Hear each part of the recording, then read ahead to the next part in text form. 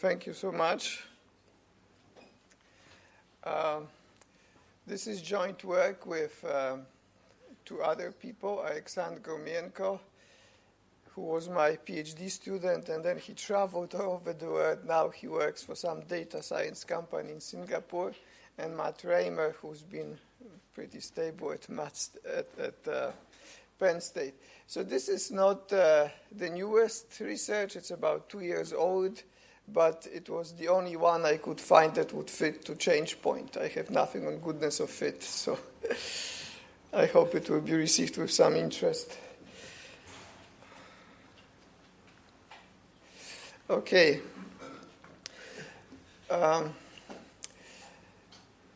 So this map illustrates one problem that motivates it.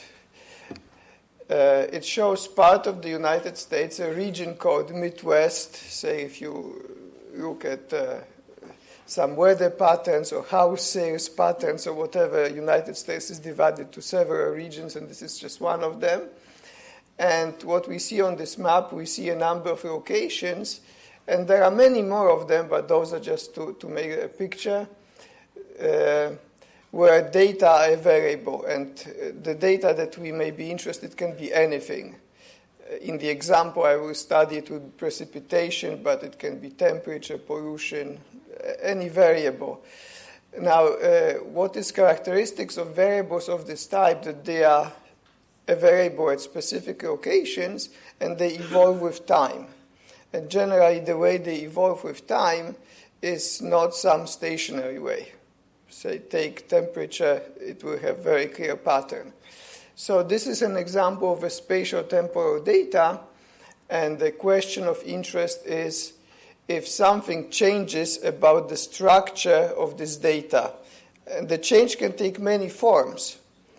It can be temporal pattern that may change, but it can also be the spatial pattern that can change. Okay, so this is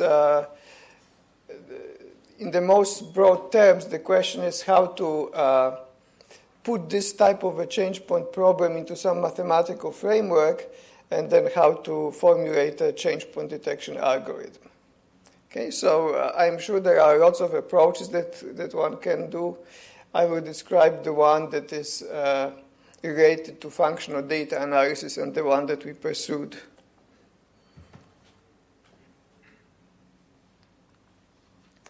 Okay, so I will use precipitation as an example. Precipitation is, I am not a meteorologist, I don't know lots of those things, but those people who do know, they say it's the most difficult one to work with.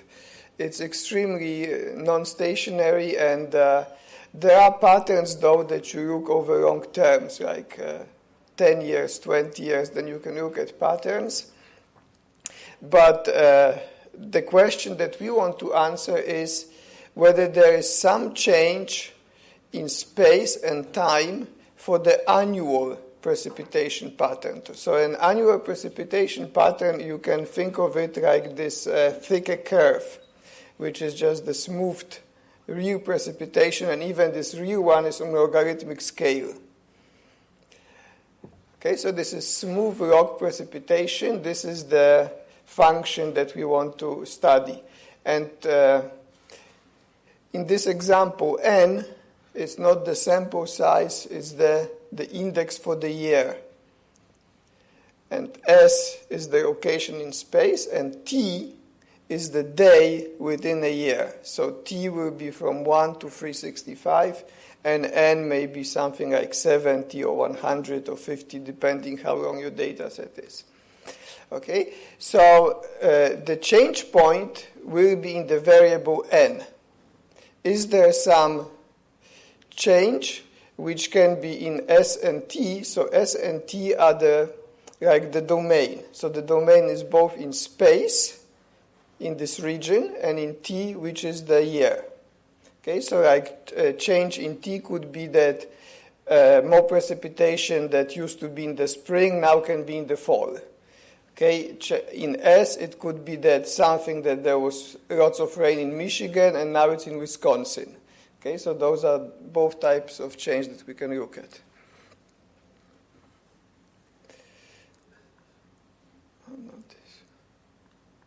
here you go. Okay, so the model for this is quite simple.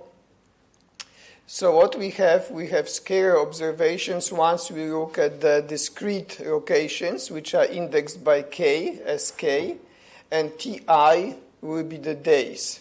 One can go to finer scale, depends, how your data is. It could be every hour, for example, but here we look at days. Yeah, so it pretty much repeats what I said. Okay, and then the next line, normally I move, but I don't want to move too far away from the microphone. So we say that this function that we observe, there is some mean function and the errors. Okay, so each mean function is defined on the spatial temporal domain, and like in the standard change point problem, this is, I think everybody or at least half of the people here will know this is the traditional formulation for detecting a change point. It's in the year, right? So we look at the annual pattern. Okay. Okay. To illustrate what kind of changes we can expect, they are not huge, and it's really difficult to say by eye that there was a change.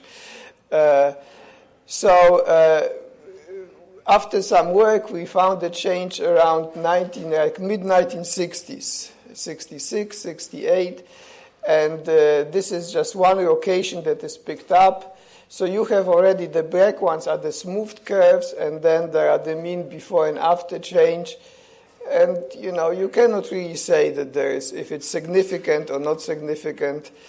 So the question is, can we develop reliable statistical techniques that would tell us this? And keep in mind that this is just one location, and I don't think that will be possible to do for one. We have to look at more, so we have to pull information from all those spatial locations.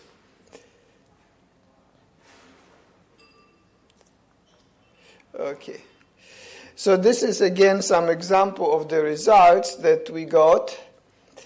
I will talk about the mathematical formulas in a minute, but basically this is a heat map that identifies some locations where the change was big. Basically, the way that what this heat map is showing, we take we have for each location, we have one curve per year, right? And then we can compute the means before and after the change point. So we can compute some sort of a distance between those curves, and I think that was just standard L2 distance.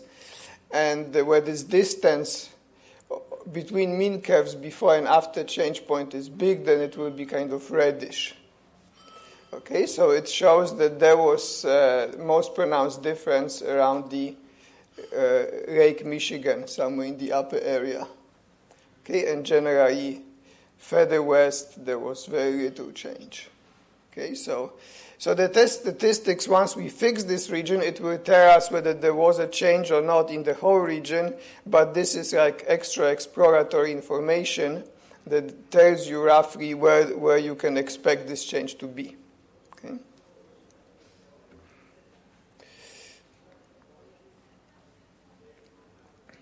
Okay. So for a problem of this type, we have to make some simplifying assumption. And an assumption that is often made in spatial temporal statistics is separability. So this is explained in the first displayed line. So generally, the covariance structure will be described by expectations of those errors, and they depend on the locations in space and separation in time.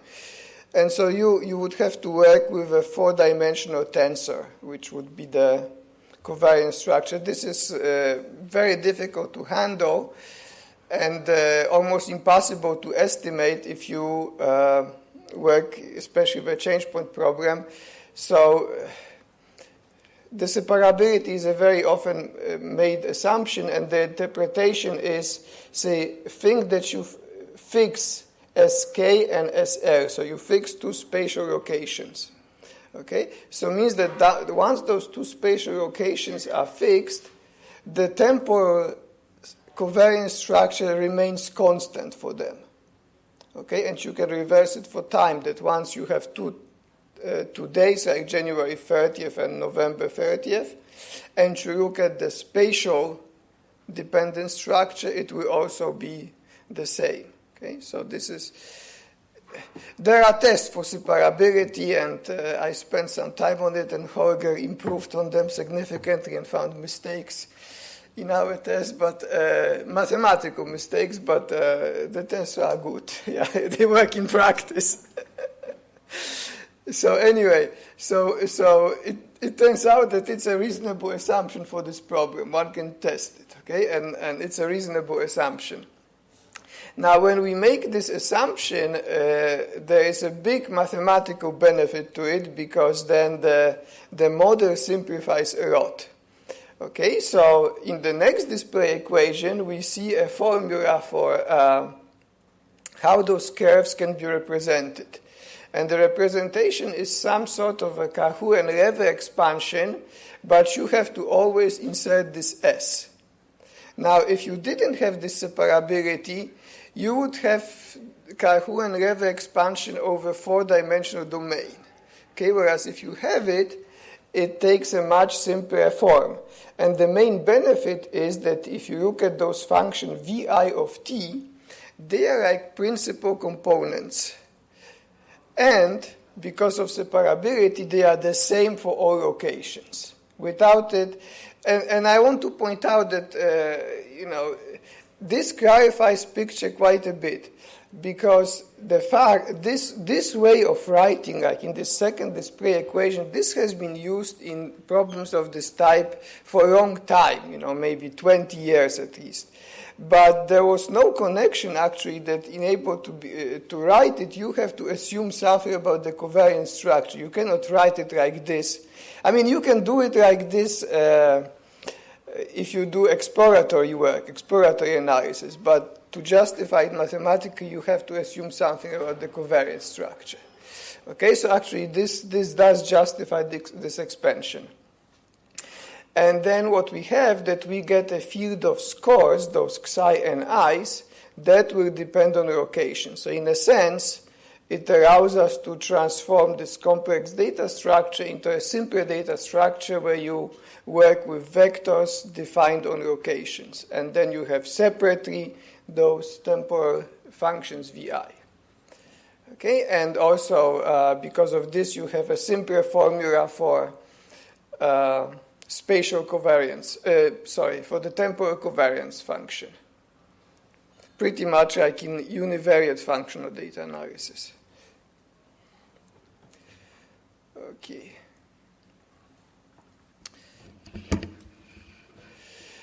Okay, so the point is that in order to implement this test, we have to estimate both covariances, the temporal and spatial. That was quite a bit of work in this paper, and I will not present all the details. It's published work, it's available. But one important aspect was that we would like to make this estimation somehow robust to the possible change point, right? Because just like in the simplest example, when you estimate the variance, if you have a change point, those variance estimators will be very much biased. So in a more complex setting here, it's the same problem. So the way we solved it is that you have to look at differences and compute the variance estimator from differences. So it's not perfect, but it's better than not doing the differences. Okay, then it helps in practice. And beyond that, estimating the spatial covariance is quite complex, so we can compute spatial covariances between those different series at any fixed t. And again, this can be done because of this separability. Plus, there are some more steps, because those kind of rough estimates, they will not be positive definite, they will not be smooth, so there are a few more steps that you have to work with it to get nice spatial covariance estimates. But I will skip this one. Okay. So now those are the test statistics. So they are quite simple if you look at the specific. Okay, I think the red one, it doesn't show, but let's look at the first one. So the first one is just like in the most simple Kusum's test, right? You look at this deviation from the expected value of before and after change point, and you look at the projections on those temporal principal components. You square it, and you divide by eigenvalues of the temporal covariance operator. Okay? And statistics of this type we used before. I will show a paper with Lajos and István Berkes where it was used. And the new aspect is that you have to add those spatial weights WK. The spatial weights WK, they come from the estimated spatial covariance. And basically, the meaning of those weights is related to the Kriging problem, to the best representation of the spatial data that allows you to predict values at some other locations. So there is also an algorithm for computing them from the covariance function, but I will not talk about it. Mathematically, you can put anything there, those weights, and as long as they consistently estimate something, this will be mathematically sound. So the first statistics is a statistics which has a nice distribution when you have no spatial distribution. So this is something that we worked out with Lajos, I think, over 10 years ago. So this one here, spatial structure comes in. The other ones, it doesn't have this normalization with lambdas, so it will have a limit that somehow depends on temporal covariance structure. And the third one is almost like the second one. It just doesn't use the projections. It just uses L2 distance. And moving from the second to the one with infinity to the last one, it's kind of natural. Once you give up on the lambdas, there is nothing to prevent you from doing it. So it's a natural step. The limit distributions of all those statistics can be derived. Okay. So if you look at this, the first one, it had a nice limit without spatial distribution just for one location. So this is a little bit lost here because where you had one Brownian bridge, now you have many, and those Brownian bridges are spatially dependent. So it's not that easy to, say, simulate a distribution of this type, right? It was Kiefer who in 1950s found distribution when you have one or several independent Brownian bridges. Once they are dependent, it doesn't look as good. And for this reason, one can say that there is not much benefit with normalizing by lambda. You can just also include lambda and estimate anything about this distribution, and this is the same for the last statistics.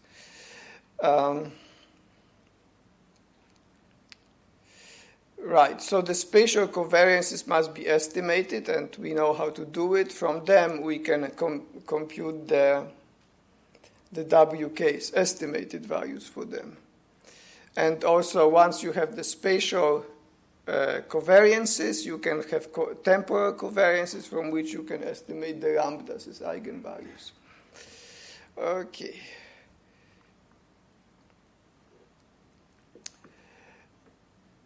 So we did similar exercises from all the other statistics. This is the one in the middle, so it is projections, but no eigenvalues in the definition of the statistics. So in problems of functional data analysis, there is always a problem how large the truncation level should be, how many principal components should be used. So kind of a textbook recommendation is to use 85%. You use that many principal components that explain 85% of the variance. So we did simulational studies, what would be the size of the statistics for various ranges, and it does appear that this 85% indeed works here. So if you look at it, you have 1% significance level, 5%, and 10% significance level. So it looks like the size function, it's not, if the gray region is where it intersects the empirical with the nominal level. Okay, so you can get a different region, a little bit different for every nominal significance level, but the 85% is in all of them. Right, so it looks like it's a good practical recommendation. This is the detected change point location. I think everybody in this audience knows those graphs. Okay, and those are the results. So this is just for those three methods. One could also use some variants of them, but all of them they detected somewhere in the mid-60s. So there must be something about this time, some climatic variation that caused different precipitation. Let's see. Yeah, so notice that this percent of explained variance, it's not exactly 85%. It varies a little bit because we also had an algorithm that sort of like a learning algorithm from the data that would allow us to find what the actual, for any given data set, what the optimal percentage should be used. And actually, this algorithm also produced 85% in most cases. Okay, so this one gives some history. So this is the paper on which it is based. And related papers, the one that I said with István Berkes, Lajos, and my student Gabris. So that is where the case of just not many locations, but just one locations. I think we used some very long data sets of temperatures in central England going through like Shakespearean times. And then there are a few other papers. This one, the second one about the cooling trend, it was related to estimating those spatial covariances. So actually the method that I didn't describe, but I noted that we used something, it was developed in that paper because we had lots of locations all over the globe and how to use functional data when you take into account the spatial dependence between observations and those locations. And those two other papers, they are about testing separability, which was quite important assumption, and I know that Holger has more recent one, but the slide is too old to have incorporated them. I think that's the last one. Yes, thank you.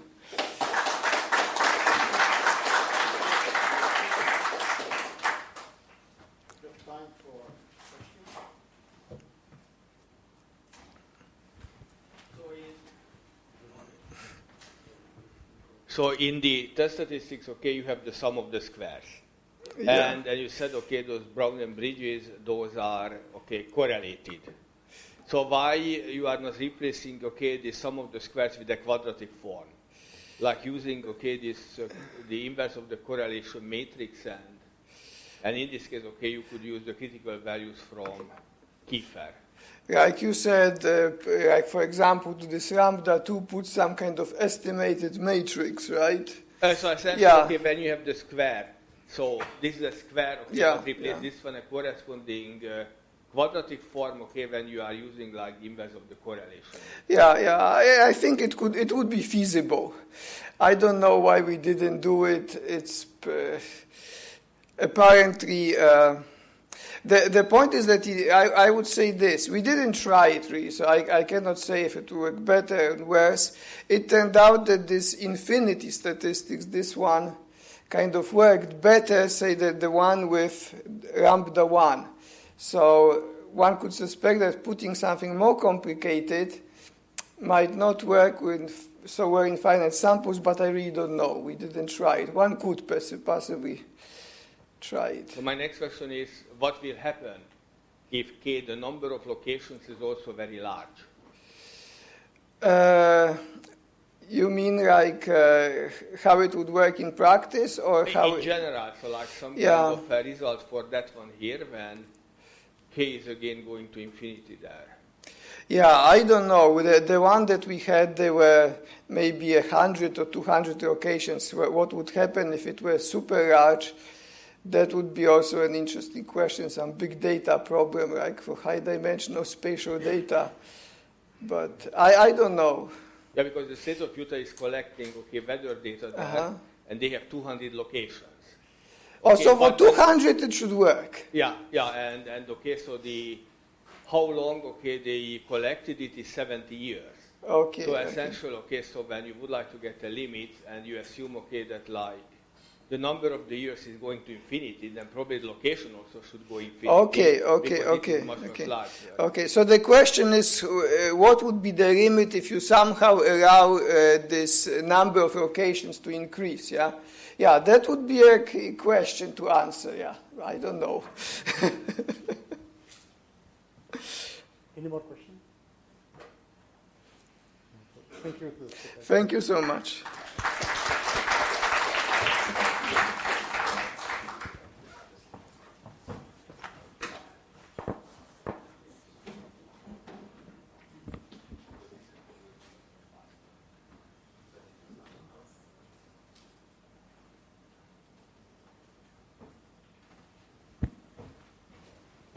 Next speaker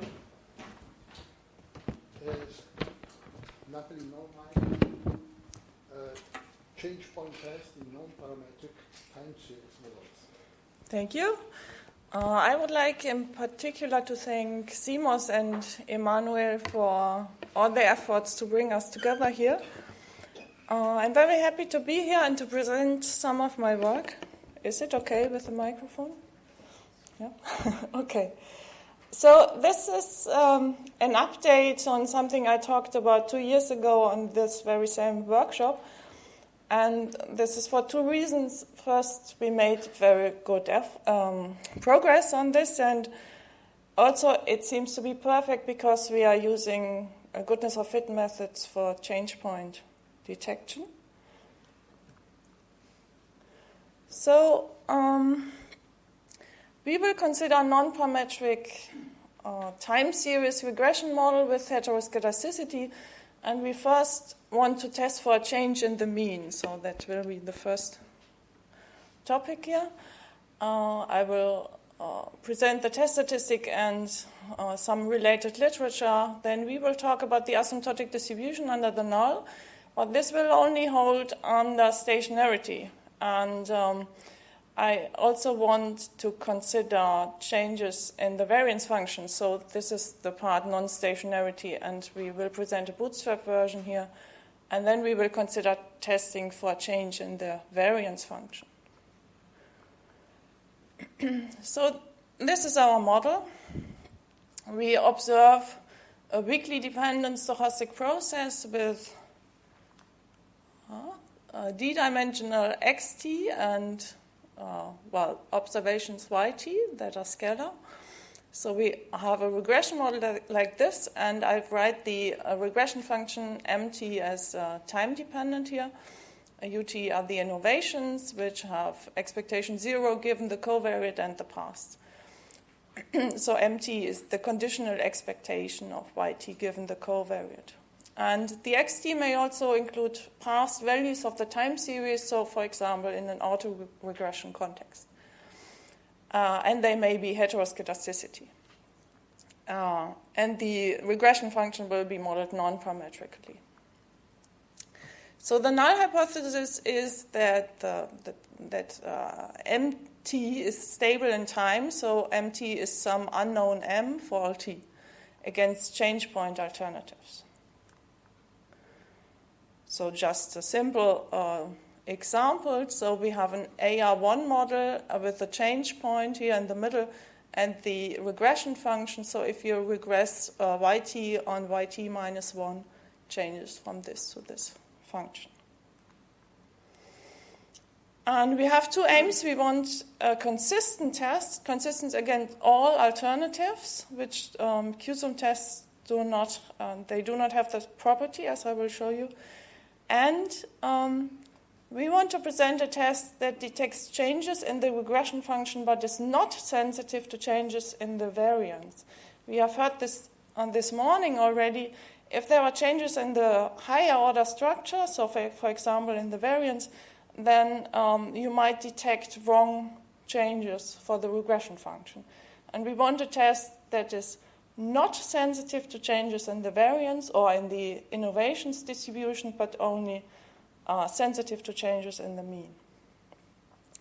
When we have this, we will also present a test for changes in the conditional variance function and then assuming a stable regression function. So then you can really know whether you have a change in the mean or a change in the variance function.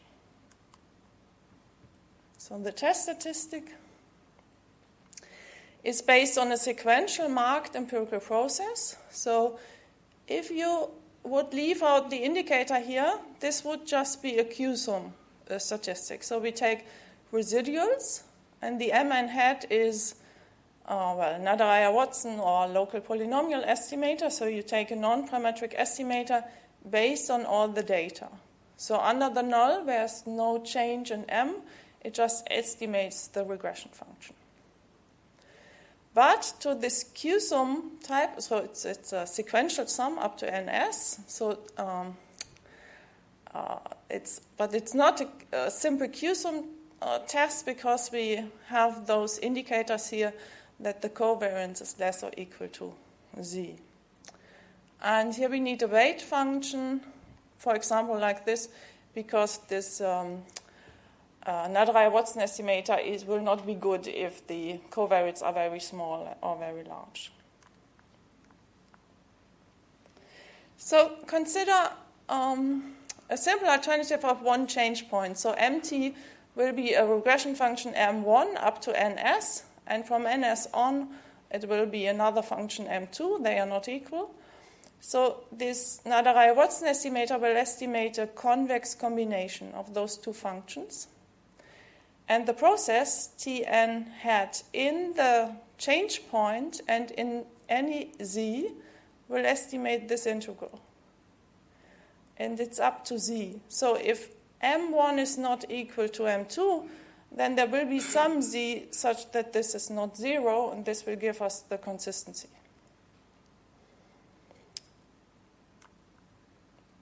So we will get consistent tests by considering, well, any combination of Kolmogorov-Smirnov or Kramer-von Mises type statistics, for example. So in the simulations, I will show you the two, taking supremum over S and Z, or supremum over Z and integral of the squared over S.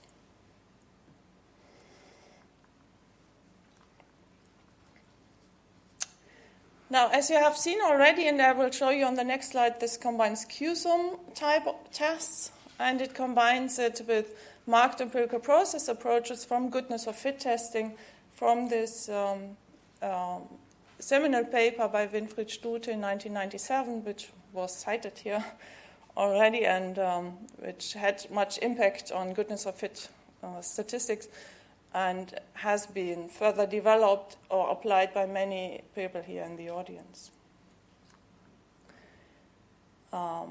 If you leave out this mark, this indicator, then you get this QSUM statistic. And in the context of non-parametric time series regression models, this has been considered by Hidalgo, Honda, and Su and Chao.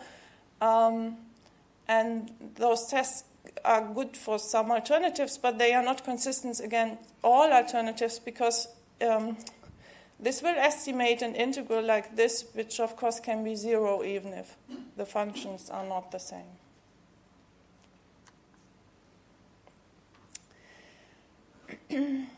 This is also related literature by Burke and Bewa. For IID data, they considered sequential marked empirical processes like this, but they have a very complicated limiting distribution, whereas ours is very simple.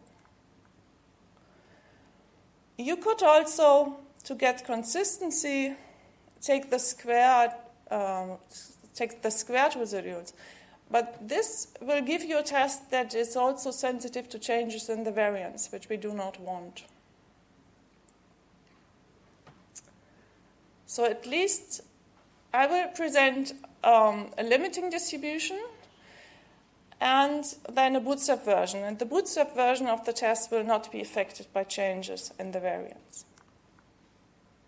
But first, let's have a look at the asymptotics under the null. So for this, we assume a strict stationarity, which we use for some parts in the proof. We cannot so far avoid it. So, but strict stationarity under the null means that the variance is not allowed to change. And we use alpha mixing and some smoothness assumptions, and then we obtain this process Tn hat converges to a standard Gaussian process with such a simple limiting distribution. And this function h here in the covariance is the integrated variance function.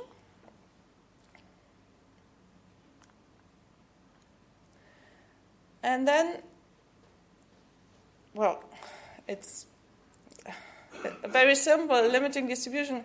If we have one-dimensional covariates, we even get very simple asymptotically distribution-free tests like this. Those were the tests I've shown you before, the double Kolmogorov-Smirnov, the sup and sup. And if you standardize it like this, you get the supremum of standard Kiefer-Müller process. So the quantiles are known, and you can use this asymptotic distribution. So to get this result in the proof, we have to show that Tn hat can be represented like this with the Tn, which looks like this, where the residuals are replaced by the true innovations.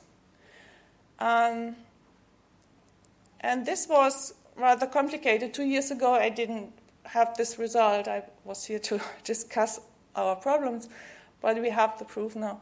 So we use uniform rates of convergence of the non-parametric estimator by Hansen. We use a Bernstein type inequality by Liebscher. And we, I didn't mention, this is joint work with Maria Moore, my postdoc. And she developed a new sequential functional central limit theorem for alpha mixing processes. And because we couldn't find anything in the literature that we could use here, so she had to prove it herself. And now we can apply this here. Okay, so you can use this limiting distribution if you have stationarity under the null hypothesis, and it works quite well in our simulations. But we would like to be able to test for a change in the mean even if there are changes in the variance or changes in the innovation distribution. So, and then the theory with this limiting distribution does not work. Our proof does not work, but even if we had a result we could apply there, then the limiting distribution would depend on the unknown change point of the variance, which will make it infeasible to use, I guess. So instead we want to use bootstrap. So I will now use triangular arrays here because we want to allow the change point in the variance to depend on n. So it would be some n t naught where the variance changes if there's one change point in the variance. And we would like to suggest to use wild bootstrap. So this is just a regression wild bootstrap. So you build the residuals as before. You multiply them by eta t, which are IID, independent of the original sample, expectation 0, variance 1. And those give you bootstrap innovations. And then we build a new regression model. And we keep the axis, the covariance. So it's just a usual regression wild bootstrap.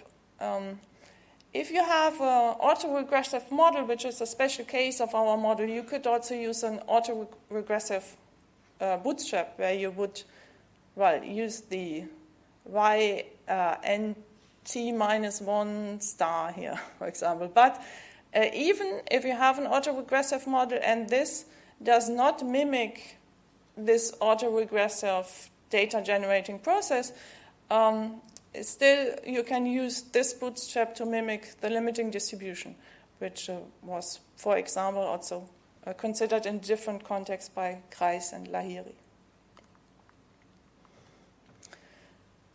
So the bootstrap process looks like this, just as before, but with the bootstrap observations. And here we use, Nadaraya-Watson or local polynomial estimator of the given covariates and the bootstrap observations. And we conjecture that this process will converge to Gaussian process in probability, so conditional reconvergence in probability, to some G tilde star naught. And under H naught, this will coincide with the limiting distribution G naught tilde of T n hat, even if the variance changes. If the variance does not change, then this G tilde naught will be the G naught I showed you in the theorem of the limiting distribution. This is a conjecture. I will show you a few. I will come back to this few slides later. First, some simulation results. So I just picked some. Maria did several simulation settings. So we have this model here. We are testing for a change in M. So under H naught, we take T naught equal to 0. So this will be the regression function, and then we have several change points T naught. But we consider that the variance changes in some S naught. And we want that the test is not influenced by this change in the variance. So the data have a change in the variance in S naught, which is here. We try different values for S naught where the variance changes. But you see this is 5% level everywhere. So the test is not this bootstrap test. The test with the limiting distribution is, but the bootstrap test is not influenced by this change in the variance. The last two lines here are the simple Q-sum. So if you insert in our marked empirical process infinity for all the z's, then you get the simple Q-sum. And it also holds the level, and the bootstrap version of this Q-sum is not affected by the change in the variance, but it does not have power against all alternatives, which you see here. Those are the alternatives for a change in M in T naught for different T naughts. And this is the power with increasing sample size. And the blue and the green are our two procedures, the double Kolmogorov-Smirnov and the mixed Kolmogorov-Smirnov-Kramer-Hormesis type. And the orange and the red one are the power curves for the Q-sum without the marking of the process. So we have, of course, here we chose one example where we have, where you can really see that the other tests are not consistent. There are, of course, other examples where they have good power too. So for the theory, we are much into theory, so we try to prove that this bootstrap works for changes in the variance or changes in the innovation distribution. So we made some expansions, and they all look well. So we made expansions for the original process, non-bootstrap, and for the bootstrap process. And under H0, they suggest to converge to the same limit. But our calculations are for fixed S in the sequential process and for fixed Z. And of course, for a rigorous proof, you need to make this uniform, and we do not have the tools to do so because of the non-stationarity. So I thought I would start with a much simpler model, and I have not seen such a result, but maybe some of the experts here will tell me that it has been done before. So I would be glad to have a look at this. So just a very, very simple model. Oh, it does not work always. So not non-parametric regression model. We have just triangular array with some mean and some variance, some maybe IID errors, and we want to test whether the mean changes, but we want to allow the variance to change, and the test should not be sensitive to this. In this case, one can consider the simple Q-sum. And if you do the wild bootstrap, as I have shown you before, it is just, you can just write it as a simple multiplier bootstrap. And I would like to show that this multiplier bootstrap converges to the same limiting distribution under H0 as this process, even if there are changes in the variance or the error distribution. But I'm not finished with this. Okay, but if you have this, then you can, after testing for a change in the mean, if there was no change, it makes sense to consider a model where you test for a change in the variance and you assume a stable mean. So this is what we do next. This is, again, the non-parametric model. For simplicity, we now assume that the innovations have this form, sigma t of xt times epsilon t, and they are IID, but I think this can be relaxed. And we test the new, M is stable now. Yeah. M is stable in time, and we test for a change in the variance function. And we used the, modified process as before. So here we need to have the residuals, so we take the residuals with respect to the mean, we square them, and then we subtract some non-parametric estimator for the variance function. And the proof uses the same tools as before. It's a bit more complicated because the structure is more complicated, but you can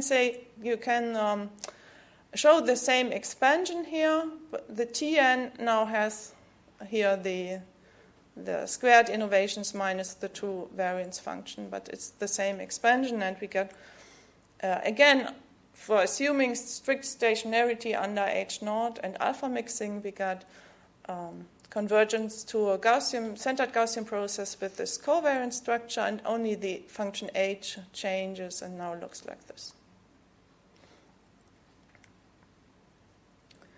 So now for the test in the variance, I show you simulations using the limiting distribution, not the bootstrap. So the regression function is fixed. We have two cases here. The variance function changes from this to this for different points as naught. The xt is an AR1 process, and this is the model. S naught equals 0 is the null hypothesis, so we have 5%, approximately a 5% level here. And then for increasing n and for two different change points, those are the power values. And you see very low values here and here, but those are again the Q-sum tests, not the marked empirical process tests. Here's a data application which Maria investigated. So it's about exchange rates. So apparently the innovations variance is related to the exchange rate regime.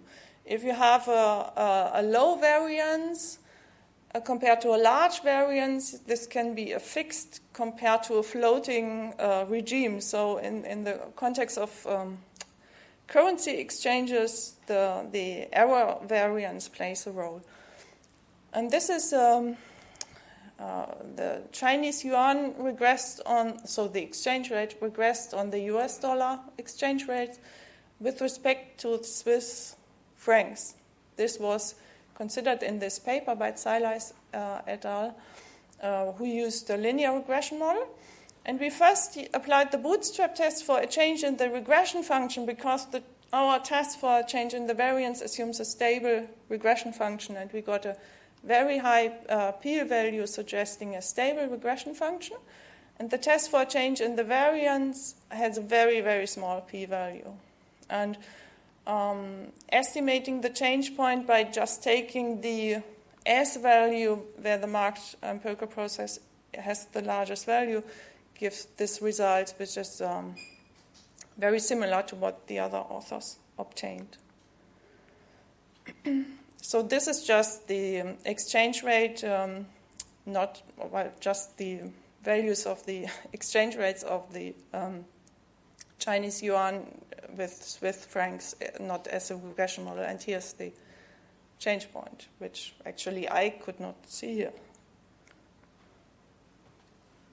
So conclusion, in this non-parametric heteroscedastic time series regression model, we developed a consistent test for changes in the mean function, where the variance may change and is not affected by, the test is not affected by this. And in the case for stable mean function, we developed a test for changes in the variance function. There's a work in progress by Maria Mohr and Leonie Selk. They are both my postdocs, and they investigate in the same model for the estimator of the change point, some asymptotic, some consistency with rate of convergence. And this is all. Thank you very much.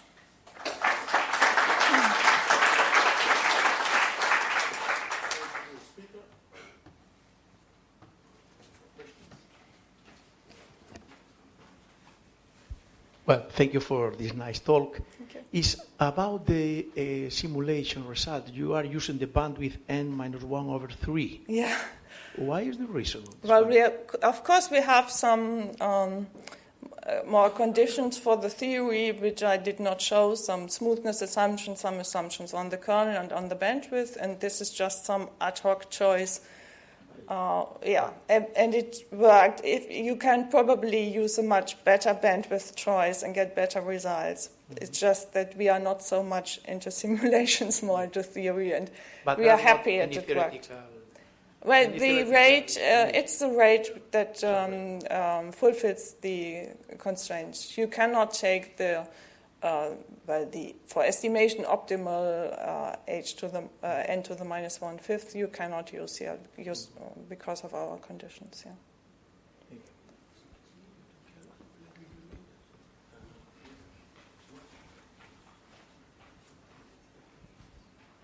Thank you.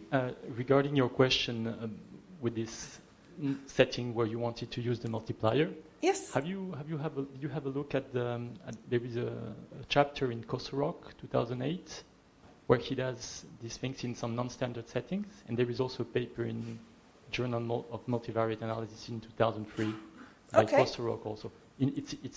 I'm not sure it's low probability, but it might help. Yeah, thank you.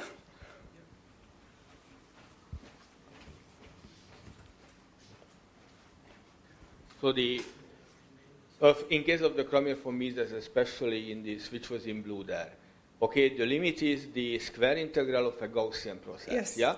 So in this case, the natural thing to do is again use the Karhunen-Loewe expansion. Yes. So in this case, I will say you can try to estimate the covariance structure there. Yeah. Yeah.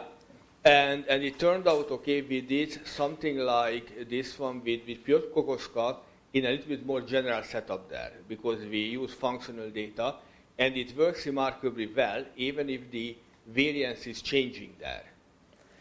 Well, but how does this work? Then you would estimate the wrong limiting distribution. So essentially, only thing what you need to estimate, okay, is the covariance of the limiting Gaussian. Yes. Yeah? Okay, and after that, when you are computing the empirical eigenvalues. Yeah? So in this case, the limit is estimated, okay, the weighted sum of the squares of chi-square 1, yeah, Yeah. then the weights were estimated from the data there. Yeah. Yeah. So in this case, okay, even this is working when okay, this in the limit is computed under the assumption that somehow okay, the variance was changing during the observation period there.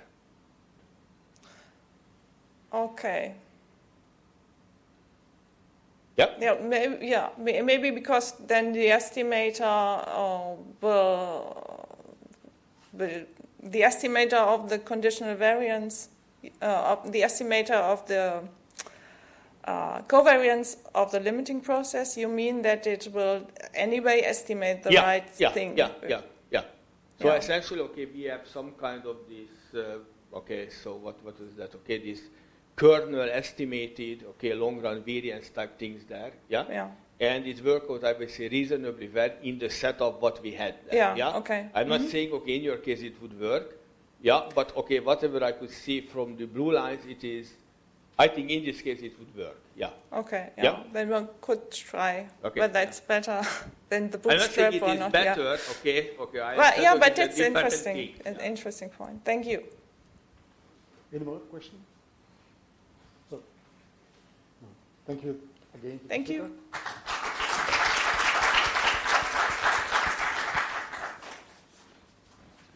Next speaker is Valentin Castilla.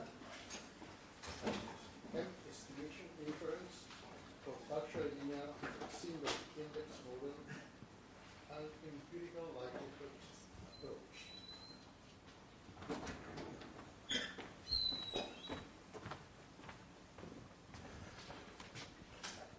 So, first of all, please let me join to the other speakers to thank the organizers, Emmanuel, especially for bringing us together for the fourth time in this workshop.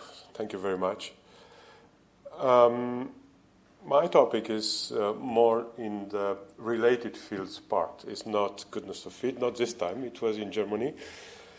This time will be more related. And it's done with a young colleague in Rennes, in our CREST laboratory. So, first of all, let me introduce a problem. So, imagine that you have you observed independent realizations of a vector where you may distinguish between the response. Let's say it's univariate. Well, does not make much difference to make it more complex in some cases. And you have a vector of covariates that I will split in two. It will become clear quite quickly why. And what we'd like to do is to model the relationship between, as usually in regression analysis, to the relationship between the response and the covariates. In other words, we are interested by the conditional law of y given x, and in fact, what we like is to look just for some functionals of that conditional law. So then you get regression models. For instance, mean regression model is the most common one, quantiles, expectiles, whatever. You have many functionals that you would like to study for different reasons. So most of the functionals people study, not all of them, but most of them, could be expressed as a minimization problem with respect to some loss function. So you try to find a constant that is the closest in some sense with respect to a loss function, L, given the values of the covariates. And you do this for all the values of the covariates, so you get a function of the covariates. And that one will minimize this loss here, expected loss. For instance, if you take the quadratic loss, you get the mean, the conditional mean. If you take the absolute value, you get the median. If you take this function here, which is a check function, you get the quantile, and so on. So you have a full class of functions that gives you almost all, not all, but almost all type of regressions people study. Usually, these functions, loss functions we are looking at, satisfy these conditions. So it's 0 and 0, and it's positive, and the loss function is a function of the difference between y and c, where this function is 0 at the origin, non-negative, and is convex. Well, the examples I mentioned satisfy this, and here are two more: the Huber function and the expectiles. Usually, people will call this in econometrics asymmetric least squares. And so then you, as I said, once you look at these quantities, you may get the regression functions that go with that. So you may call mean regression, quantile regression, robust regression, expectile regression, and so on. Once you decided to study a type of regression, so you fixed your loss function, and then you are going for that type of functional, of course, you are concerned by the complexity of the function, and namely, when the dimensions of x and w are larger than 1, 2, 3, you would like for some dimension reduction ideas, and most of the time you will try to find a compromise.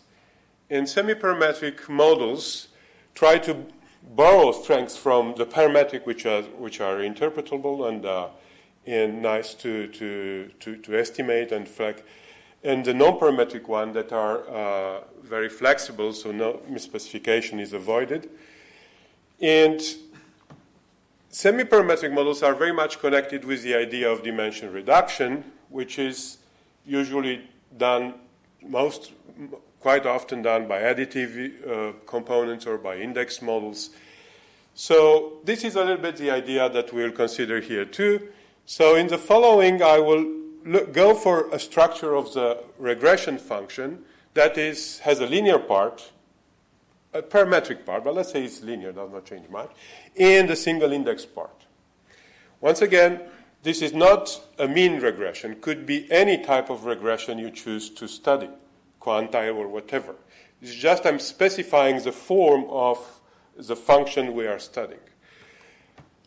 So now you have parameters that are θ1, θ2, the parameters of finite dimension, the parameters of interest, and you have a nuisance parameter, h, which is a function. You may go for that one.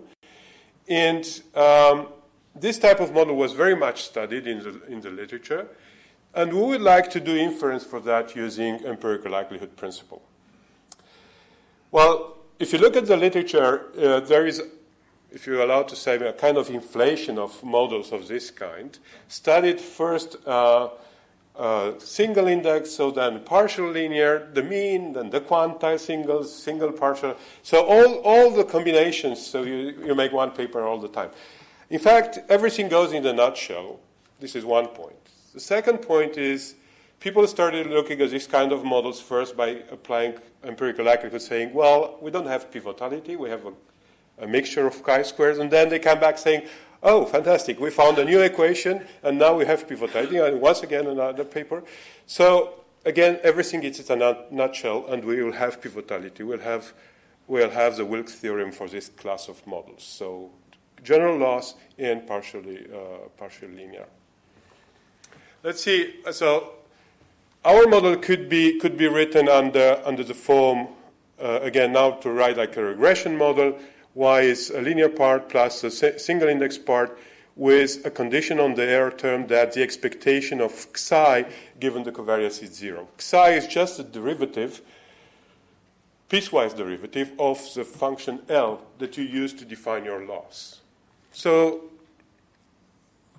of course, this kind of model is not identified in the θ2 component because the non-parametric part could absorb some transformations of θ2. So usually people fix either the norm of this θ2 and the sign of the false component, or just one component to one.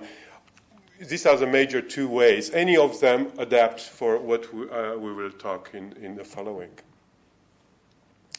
Well, what is important, and the key point for our contribution, is to understand that these type of models are what I will call conditional moment equations models. So this goes in a broader class of models that are defined under the form of expectation of some function, given function, of a given vector z that contains responses and covariates, a parameter of interest, and a nuisance parameter. And that equation, fundamental idea, it's a conditional one. So in my case, in the case I will talking today, the rho function is nothing but psi of the errors you get from the regression model. Psi is derivative of the L that was defining the loss function. So, of course, if you want to do empirical likelihood, you have two choices. One choice is to say, well, because we are in a conditional setup, we could localize and then do local conditional, a kind of local empirical likelihood. That way was followed by Yushi Kitamura in econometrics, and he's coming up with a procedure where he gets the pivotal statistic at the end, but a rather complicated way, with a number of Lagrange multipliers that increases with the sample size. So that is complex, and this is not the way we will do. The way we will do is to transform this conditional equation to an unconditional moment equation, and then once we are in that setup, there are tools and contributions in the literature, and then we could try to get the chi-square distribution. Well, in my story, there will be a weight function that will play a crucial role in order to derive the Wilks theorem. That weight function will be determinant for getting through. So that function, I will say it again, but it will help to avoid denominators that could be close to zero, and we will allow also for estimations of the non-parametric parts at the mildest rates one could hope. I will say it again, but could already say that it will be a little bit faster than n to the power minus 1/4. So the idea to transform the unconditional moment condition to the conditional moment condition to an unconditional one is to write this equation here under the form you see here. This is an obvious equivalence because this is zero if and only if the expectation of the square of that quantity is zero. So with a weight function that is positive. So by construction, the characterization I give here is always positive and will be zero only when theta is equal to theta 0 and h is a true function. So having understood that, what we will do, we'll consider this as a function of theta, and we will take the gradient of that function, and that will give the estimating equation for the empirical likelihood. So, of course, in the stories there is a h function that has to be estimated, a non-parametric part. That was the nuisance part. And in order to estimate it, the most common approach is to do profiling. So you fix the finite dimensional parameters, and you look for the function that is the best in the sense of the loss you considered. Mean, quantile, expectile, whatever you would like to take. So this profile is also called an M estimator, was studied already under this form. So some literature exists already. So this profile will be determined for any value of theta and is defined as the projection with respect to this loss given the index, the W theta 2. Usually in this kind of models, even if it's not always stated in this way, you assume that for the value theta 0, this profile coincides with the true function. This is the way, in fact, that people are estimating this kind of models. So now we have the model. We have the way to transform the conditional equation model, a particular one I'm talking here, but the principle is even more general, to transform in an unconditional equation model. So now with an unconditional equation model, let's try to see what you could do. Let me remember the standard setup where you don't have this nuisance function. So you have equations defined by some given functions, and you usually you have more, at least as many equations as the dimension of the parameter. Take, for instance, the mean, the functional. And then you'd like to follow the empirical likelihood approach, where the data are treated as they were discrete with probability PIs. And then you maximize the probability of observing the samples subject to the constraint you have in your model. So given your sample, you would like to maximize this non-parametric likelihood sum of log PI under the constraint that the PIs makes exactly the moment condition to hold. And the PIs are somewhere between 0 and 1, all of them.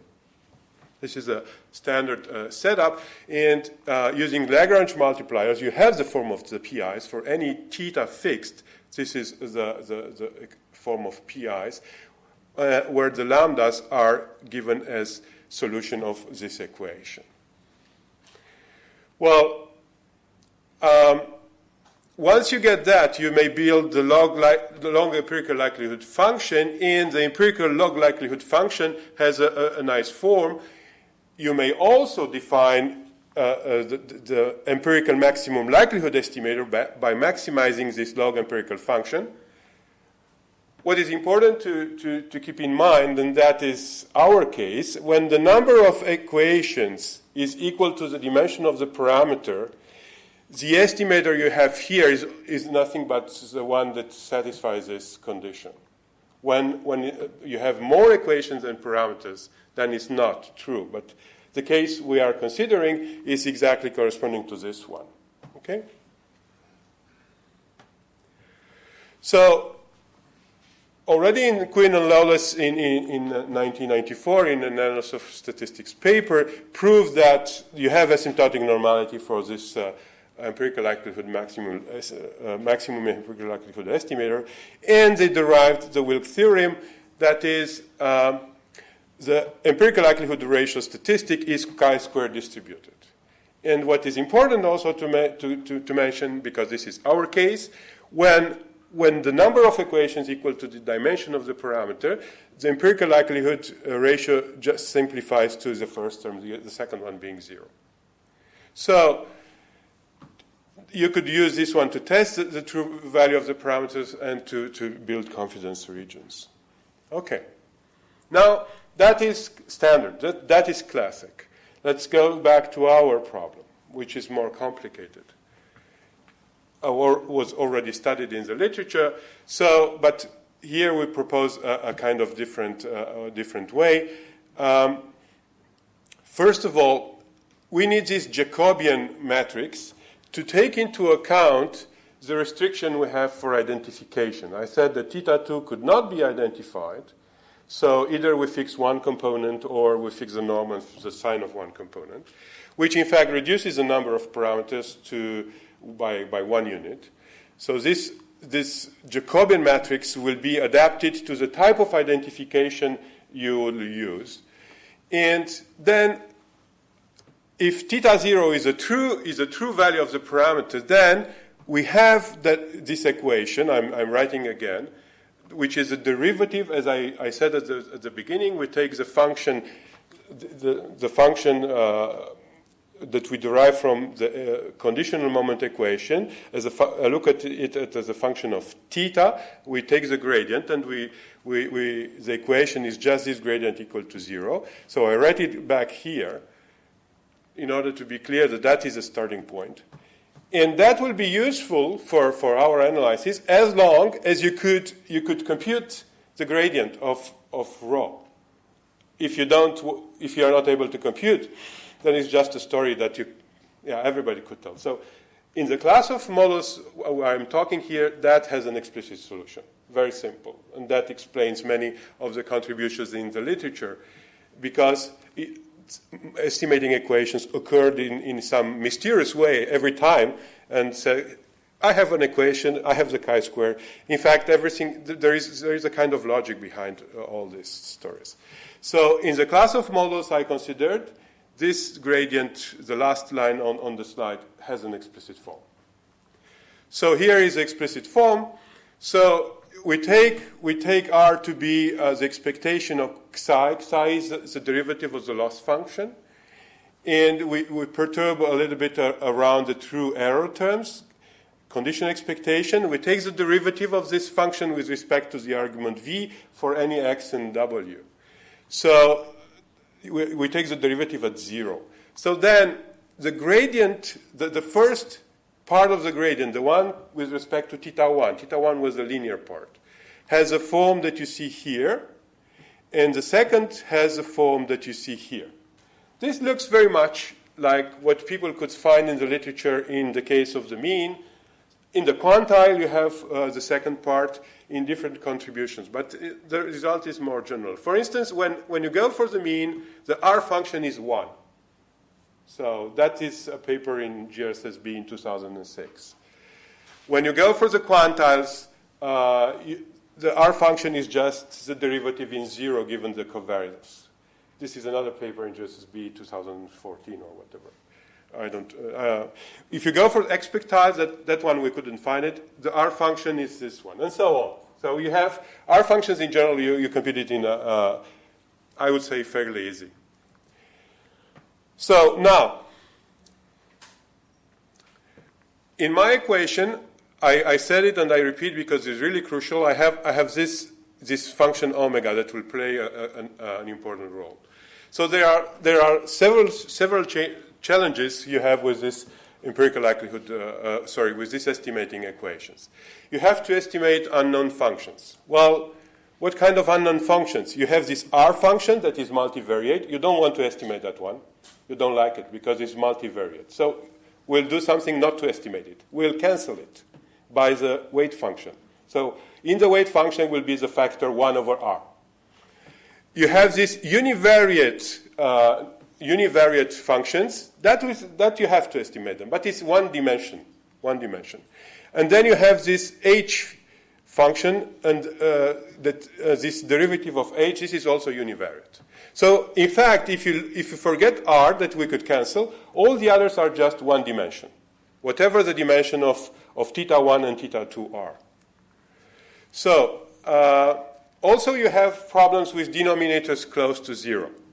You have many contributions, unfortunately, in the literature telling you the following story. This index has a density, and the density stays away from 0. Well, if you ask for an example, you'll never get one, because this is a very unrealistic assumption. Take two independent uniforms. It's a convolution, and makes any combination of the uniforms except 2 points, you'll also get a triangle. So this does not stay away from 0. So if you could avoid this kind of assumption, very common in single index environment, that would be cool. The way to avoid it is either you truncate, that's it, or you multiply by the density in order not to have it at the denominator. So this is absolutely possible with our weight function, and that is another role of the weight function Wx that xw. I said it will be crucial for the analysis. So is what I'm saying here. With suitable choices of omega, we could avoid non-parametric estimation in dimension higher than 1 by canceling the R function, and avoid non-parametric estimation in areas with low dimension by introducing a trimming or multiplying by the density in the mean case. Condition expectation of this kind are easy to compute in general. Okay, so now we go to a problem that have been studied by Niels Hjort, Jan McKeek, and Ingrid already in 2009. And more recently by Juan Carlos, Ingrid, and a third co-author, Bravo, in a paper forthcoming in Annals of Statistics, where you have the Quinn and Lawless setup, but with a nuisance parameter of infinite dimension. So the idea would be to see if you still have the chi-square distribution when you plug in here a non-parametric estimation. In the 2009 contribution, the authors, Ingrid and co-authors, said, well, in general, you lose it. and they have a comment or a remark of half pages, called the smooth case. And then if you have that smooth case, then you still have the chi-square, the Wilks distribution. Well, we show that we are precisely in that case in all the situations we consider here, because that case is not as particular as the reader could believe. In fact, you could be fairly general and still stay in that case. So, so let eta hat be a non-parametric estimator. Now, again, the same story with the Lagrange multipliers and the likelihood ratio that is chi-square. And as I said, our weighting function W avoids to estimate R. You don't see it in the mean regression because it's equal to 1. You see it in quantile, and then you have conditions for dimension reduction, but then, of course, this is a kind of introducing additional constraints. These other functions, the non-parametric functions could be estimated at rates n to the minus 1/4, which is perhaps the best rates you could expect in this setup. And you could avoid realistic assumption on the density of the index. Why this works? Why? Because we are in the smooth case, as I said. In this case, you have this empirical process that is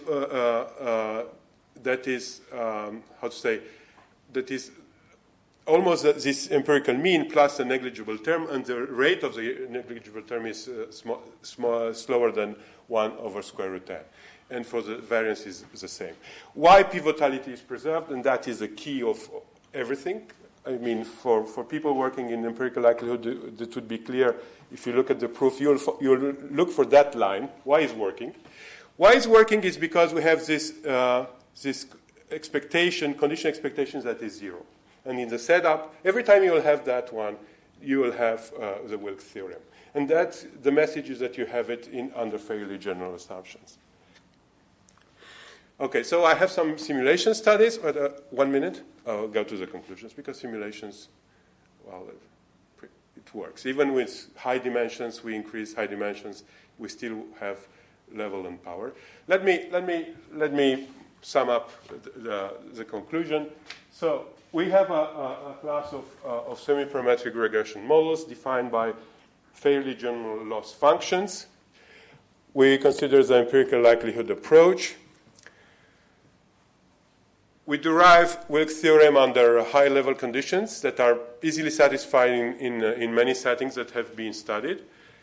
We could also calibrate the bandwidth for the non-parametric estimates that we consider to be by kernel estimators, because we use a multiplier bootstrap and we calibrate to the chi-square critical values, because we know this is a chi-square. And maybe I will just finish by a comment on the paper of Juan Carlos and Ingrid. Well, models defined by conditional expectations are, in fact, very user-friendly, because from conditional expectations, you may go to unconditional expectations in many ways. You may go to look for efficiency of the parameter of interest, but if you go for Wilks theorem, then you will not go to the same equations. If you go to the equations that will give you efficiency, then you don't have the chi-square. If you go to other equations where you cancel factors, like the R function, then you have the Wilks theorem. So in some sense, these models defined by conditional expectations, and many models are in fact defined by conditional expectations, let you the option, what would you like to do? You want efficient estimators, theta, or you want empirical likelihood Wilks theorem? You will not be able to use the same equations. So you have to decide what to do if you want to have this chi-square limit. That is what is different. If you go to the equations that are efficient, then you lose the chi-square, and you could bring it back using the idea of the paper of Juan Carlos and Ingrid by correcting by a correcting term. What we are saying is that if you don't want to use this equation, then you may still have it by other closely related, but not exactly the same. Thank you for your attention.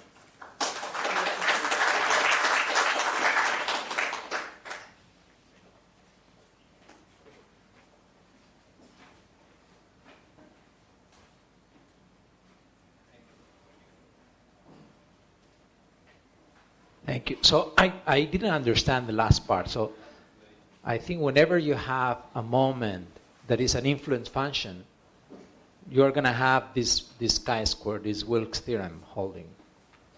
And that one case in particular is the efficient influence function. So you can have both efficiency and chi-square.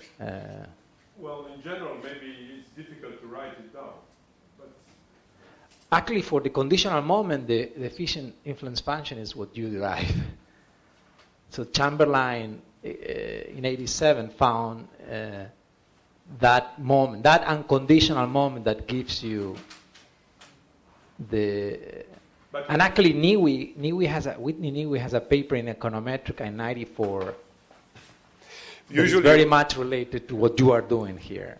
Usually in that functions that you find in econometric literature, you have functions of multidimensional arguments.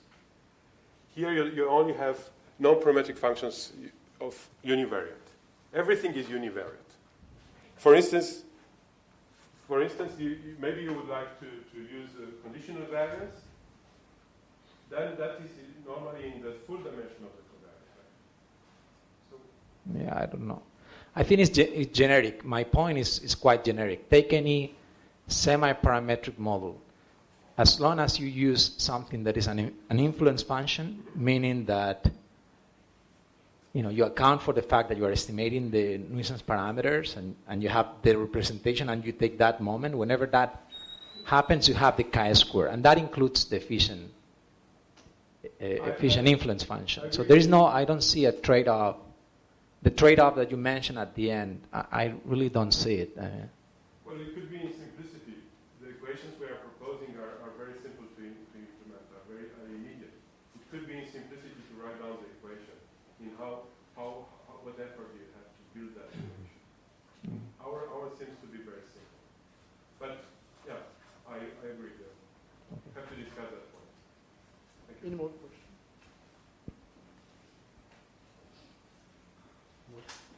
So, thank you again, speaker.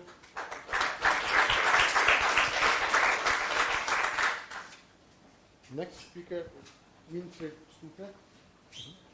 Statistical model checks when the data are subject to measurement. Oh, sorry. Measurement error.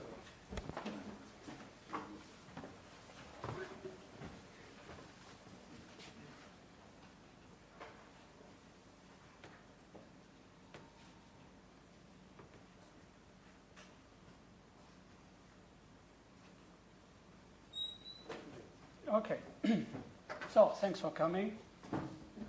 So this is a joint work with my student Henry Kaiser. He's a student from our institute. So one of the best I ever had. And the topic is statistical analysis of data which are subject to errors in a very special way. So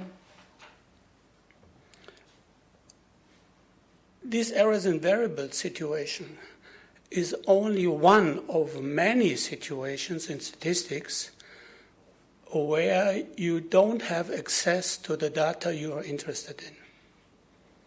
So one of the most famous examples is censorship in survival analysis, where you may have lost some patients during your study, and rather than having the lifetime, you only have the time of a patient spent in the study.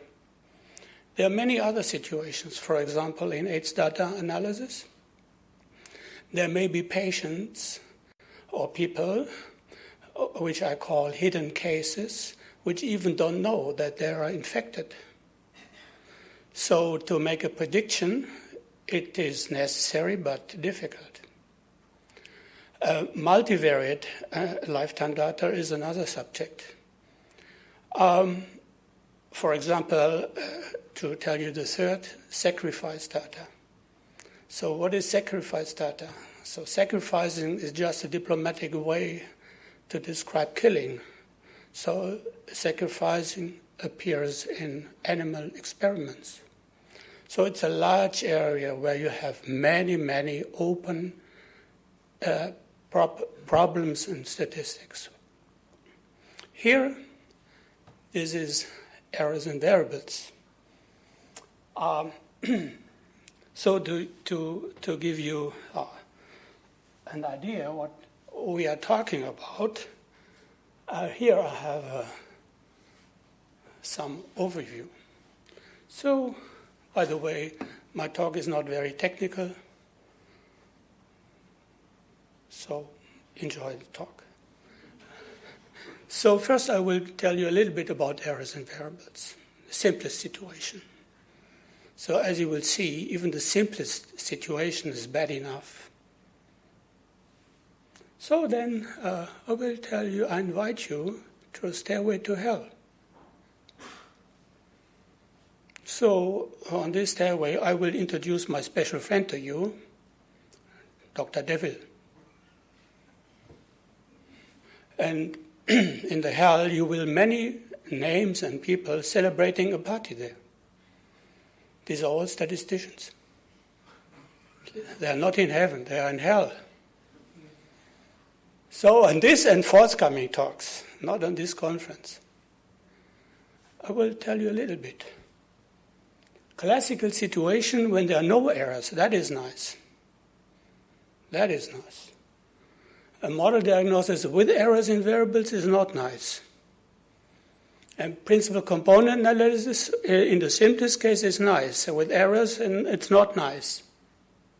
And then there will be a Fourier bridge, whatever this means. So at home, I gave many classes to my students of survival data and all this kind of stuff. And so I was working at the Math Institute.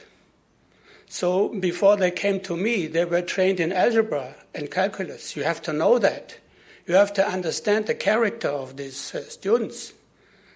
And then you have to tell them, well, we are talking about something we don't know. And sometimes what we get is blurred.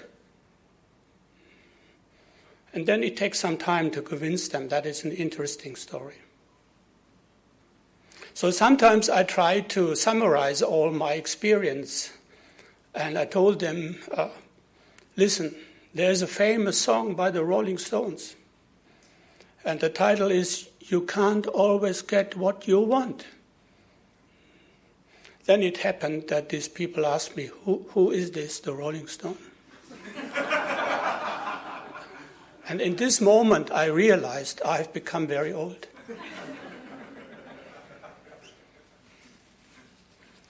Then I tried with Taylor Swift. But she's already 29 or 30. Yeah. So now I came up with Ariana Grande. She's almost 20. Okay.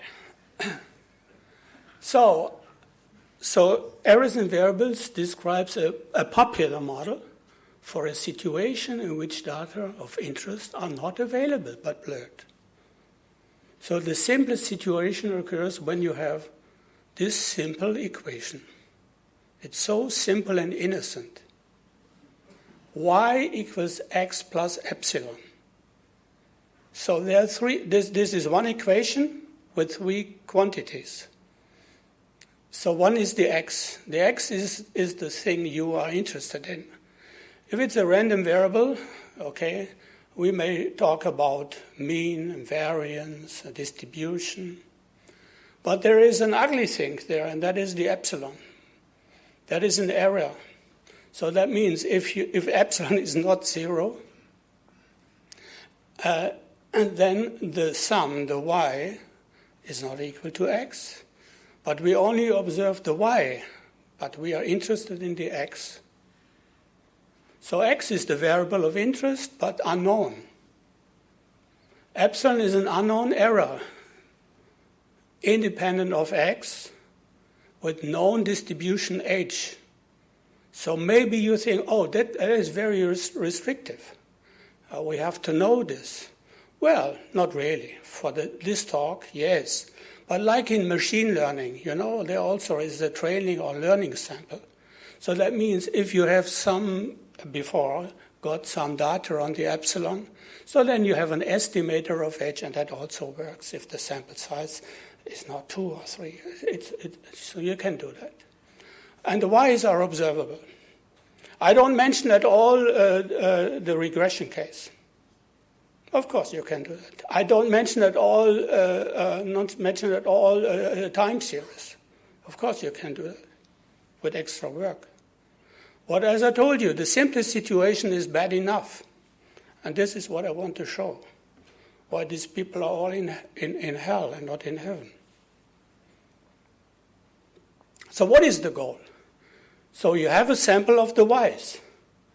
But we are not interested in the distribution of the Y's. We are interested in the distribution F, the distribution of X.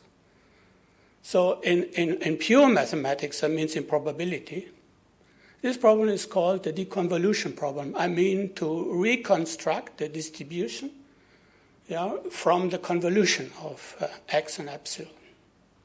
There are some papers on that, classical problem.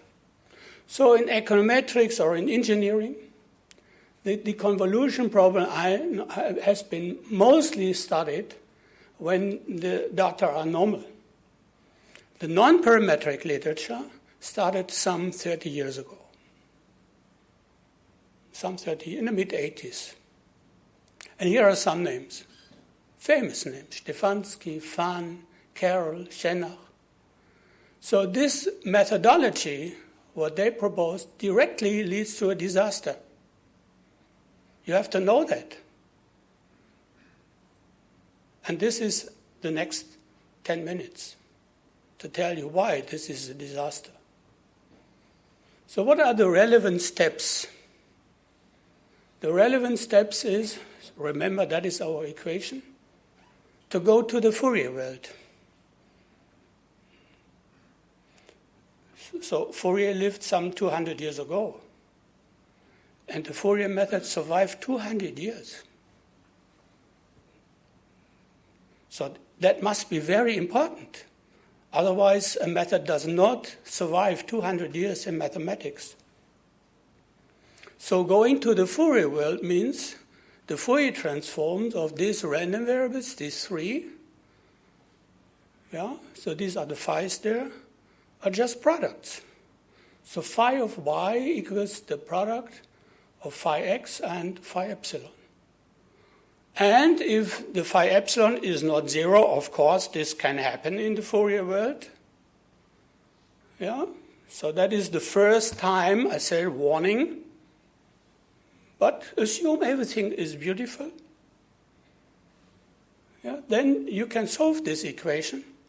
And then phi x has a representation in terms of the phi y, which is observable. So phi y is estimable, divided by phi epsilon, which is assumed to be known. So that is the definition for phi x. That is a classical situation. Oops. Okay. So now we come to a famous formula. And that is an inversion formula. So inversions are very important in statistics. Very important. Why? Because the problem, more or less, is identifiability. I mean, you are interested in something which you're, for example, here a density, and you want to represent this density in terms of something which is easy to estimate. This is the reason. It's the same in survival analysis. So this is one of the most famous. So my advisor called this Riemann's formula. So this is why many decades later I also called this Riemann's formula. 1 or 2 years ago, I read a very interesting book by German Professor Fischer from Eichstätt. So he wrote a book on the history of the central limit theorem. And there he also discussed this. And I could find some notes, and he said, this formula, Riemann was not the first. So already this two French icons, Cauchy and Poisson, knew this. But at that time, they had no feeling for integration over the whole real line. You see, that is from minus infinity to plus infinity. And there are no weight functions which give you any help, like yesterday. No, you have to take this. Yeah. So then you have this fantastic representation of a density in terms of the Fourier. You see on the right hand, this is the Fourier of x.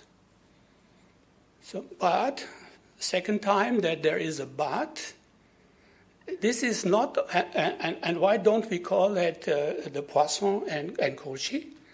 Because these two people made some mistakes.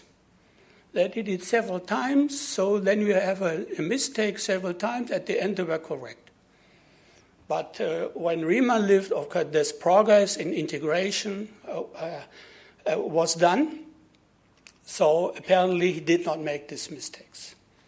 So that means, okay, this formula, if you read the book on function analysis, you will find this formula. It's absolutely famous. And also the statisticians, of course, came across this formula. But this only holds if the phi x is integrable. And then as a consequence, the f is continuous.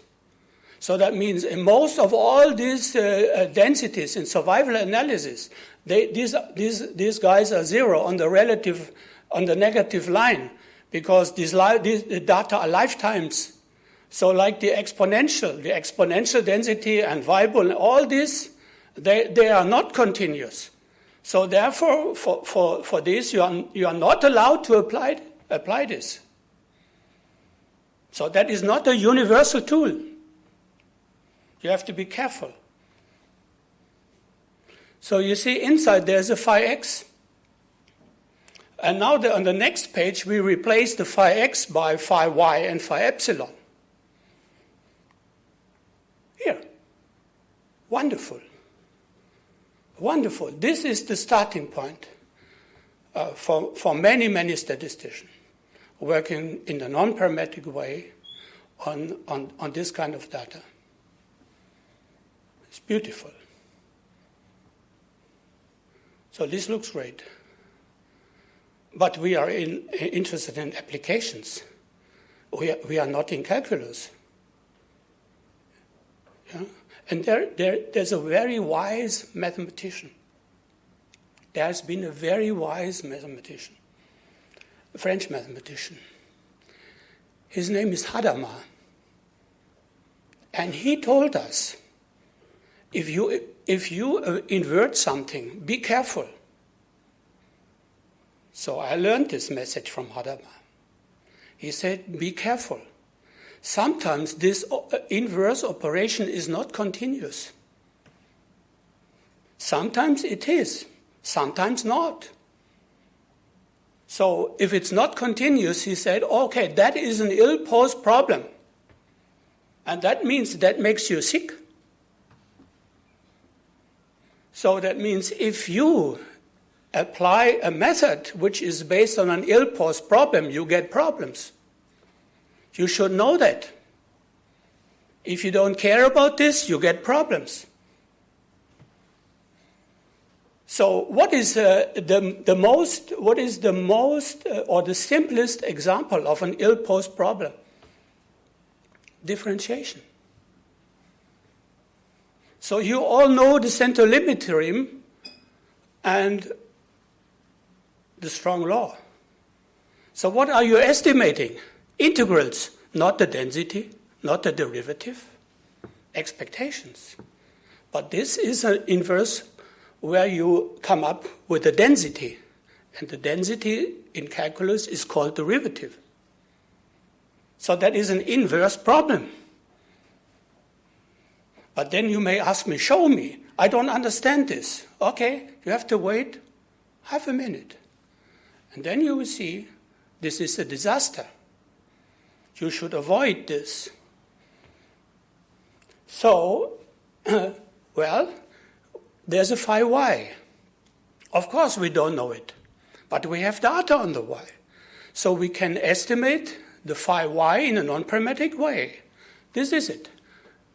This is the classical non-parametric estimator of the Fourier transform.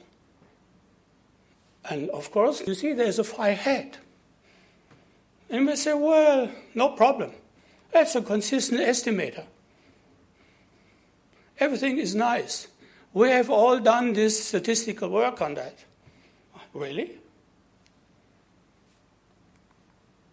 So I'm doing this. So that is my estimator of the density. So it looks like this. The denominator is the same. The nominator or the numerator has been replaced by the estimator. So, how nice. And now that is the moment where we go to hell. Because this non-parametric estimator is a superposition of periodic functions, sinus and cosinus. These guys are not integrable over the whole real line. So that means this integral does not exist. Are you a friend of short tails? Are you a friend of short tails? Normal distribution, no outliers. How nice. Maybe all of you say, yes, I prefer normal distributions over Cauchy distributions. And also the phi with short tails, oh, wonderful. Yes, but if the phi epsilon is normal, the phi epsilon is in the denominator. So that means if you have a short-tailed phi epsilon in the denominator, that blows up everything. So what is the first message? If your friend is in the denominator, it becomes an enemy.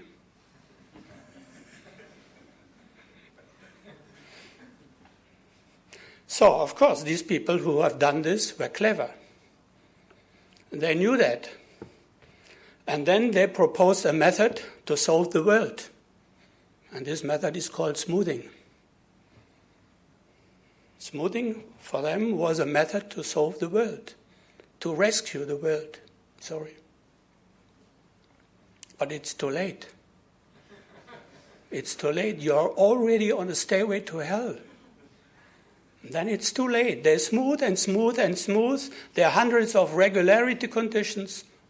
It's too late. So you see, everything got out of control. Yeah? So this was all based on densities. What do you think is more important, a density or a cumulative? A cumulative, an integral. Well, the expectation, it can be written like this. You see there is a t. T stands for transformation. So the t can be the identity. It can be any second moment, third moment. It can be a sinus or cosinus, no problem. It can be an indicator. So, yeah. So you have many choices. So what is the difference compared with the first pages? I don't start with the density. Yeah. So it's the integral which is more important. If you want to calculate probabilities, you need a capital F, not the small f. The small f is popular, yes, if you want to show pictures. But if you want to compute the quality, the power function of a test, yeah, you have to compute probabilities. These are numbers. Pictures are sometimes nice, but finally you need numbers, tables. And the tables are integrals for different t's. So that means the story with the small f was nice, but you have seen the consequences. Okay? So, the classical situation. It's a nice situation. You can enjoy it. So we have the X data. This is what we want. And these are available. Yeah? These are ID, simplest situation. The distribution is again F, unknown, of course. And maybe this F belongs to a model, so the M, model, parametric model. I will not discuss Newton's parameters, all too difficult. Simple things are bad enough. Yeah, so that is the hypothesis. Does M belong to M, yes or no? Yeah. So one of my favorite papers, sometimes this was cited, is Jim Durbin's paper in Annals of Statistics 73. So he considered what he called an empirical process with estimated parameters. It's very simple. Very simple. So we have two things. So one estimator which does not care about any model. Another one is the parametric fit. So you estimate the parameter and you plug this theta in, and then you have f theta in. And then they compare. You see, we don't compare Fn with F, but F is replaced by f theta. Very simple. And then you have this small thing here, and you see you insert the F, and then we can write it as a sum or difference of two things. The first is the classical empirical process, but there's something else. Okay, so under the null model, there's a true theta naught.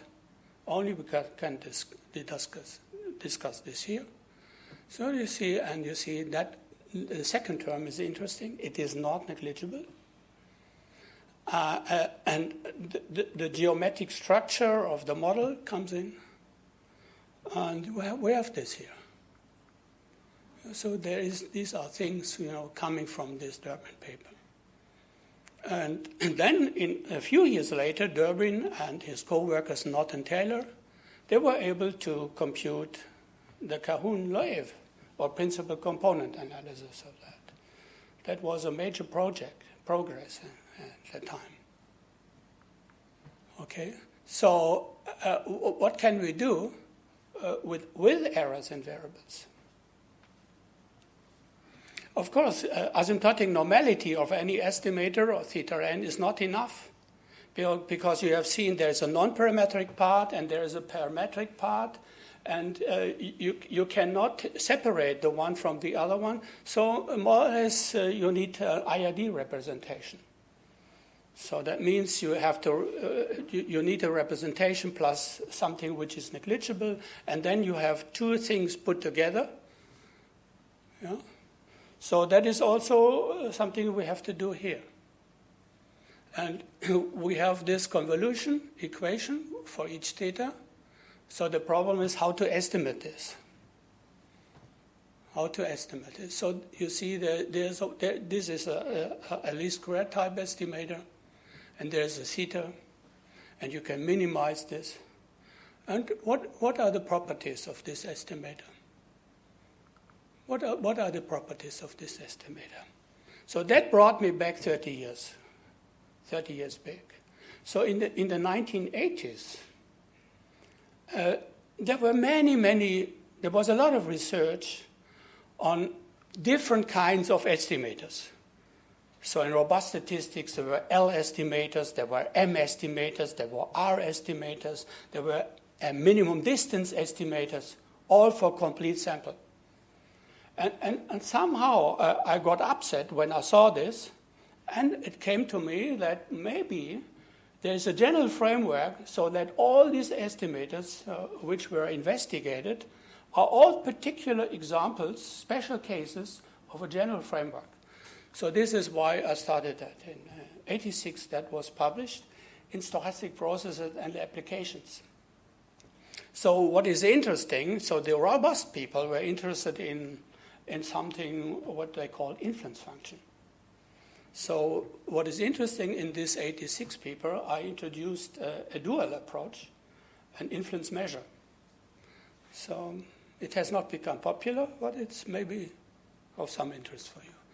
This is what I told Mr. Kaiser. He said, well, look at this 86 86, and maybe we can apply this to our situation. A few days later, he came back and said, yes, it works fantastic. You can apply this. And we all have what we need. Okay? So therefore, we have a test process that is Pn. Okay, it looks like this with this theta n. I mentioned roughly, and we were able to get the Donsker type invariance principle. Of course, principal component analysis was as difficult as with Durbin, but we managed that. So that is what we have done. What else? Well, this conference gives you a good perspective of what kind of problems we can have. I mentioned several in the beginning. Many people interested in change point. Of course, you can analyze this. Is there a change point with this method? All this is possible. That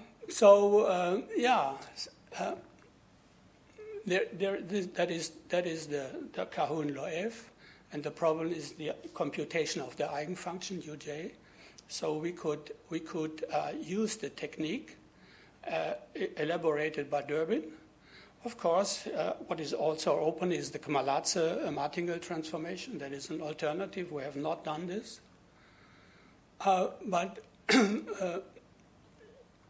So you have to compute an integral equation. And the last thing I want to talk about is this Fourier bridge. What is this? So what is a bridge? Not the Brownian bridge. No. Don't misunderstand me. A bridge is something which is connecting two sides of a river. So we also have two sides of a river. The one side is the Fourier world, and the other side is the world of distributions. And the bridge is this inverse operator. But you may tell me, 10 minutes ago, you have made many bad comments about this bridge. Yes, but I was looking for a new bridge. And what does that mean? A bridge not between Fourier world and densities, but between the Fourier world and expectations. And this is possible. Putting this together, first this estimation part, and then this process with this bridge, it is really possible to use this Fourier, but not in the traditional way. This is more or less. How does it work? It is based on smoothing, but not in the sense you have in mind. What I'm doing here, I have a variable x, just to motivate this. And you add something, hn, which is independent. So you are creating a new variable. So that is the kind, what I call smoothing. So if you add something, hn, h is small. You destroy the x. So that means smoothing means destruction. That is smoothing. If you smooth, you have to know you destroy something. But you have this destruction under control. That is the h. And so what is the simplest variable, x? That is a constant. So the distribution is a Dirac. That is the simplest variable, a constant. So if you add to this constant, say small x, hn, you come up with a normal random variable with the mean small x and variance h squared. So it is so beautiful. So that means smoothing without destruction is not possible. So what are the benefits? The benefits is this. You have an expectation of a slightly disturbed thing on the left, and you have a Fourier representation on the right. Okay? And what is interesting is you have a phi x, and you can replace this in terms of phi y and phi epsilon. And there's a phi t that is given to you by you. If you say, I'm interested in that, on that, on that, I go to the Fourier world also with the t. And there is another thing, and that is a protection.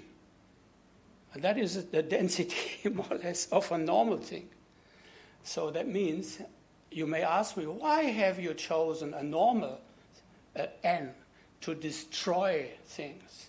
There are two reasons. First, the Fourier of a normal is nice. It goes to zero very fast. It is integrable. It is not in the denominator, as before. Yeah? And why this one? Because the normal is an eigenfunction of the Fourier transform.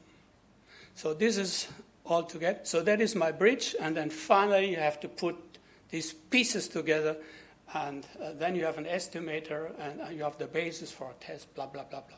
Thanks a lot. That's it. Time